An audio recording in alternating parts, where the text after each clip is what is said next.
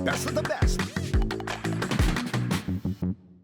Ba't ka dumating sa punto na parang nung bago ka, nababurnout ka? Ano yung nagre-resonate sa utak mo that time? Dumating sa time na ang dami ko pong kinakausap, wala pong sumasali. Nare-reject ka. Ang daming rejection. Mm. So parang feeling ko, baka hindi to para sa akin. So from office, 7:30 yung out ko, diretso ng office, natatapos po kami madaling araw.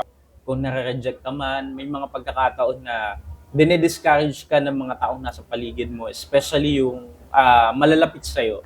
So simple lang po, unang-una, yung rejection normal po yan. Kasi sabi nga, yun yung magpapalalim sa atin, magpapatibay sa atin. And syempre, yung rejection na yan, kumbaga, daanan mo lang kasi lahat ng bagay, sabi nga, proseso.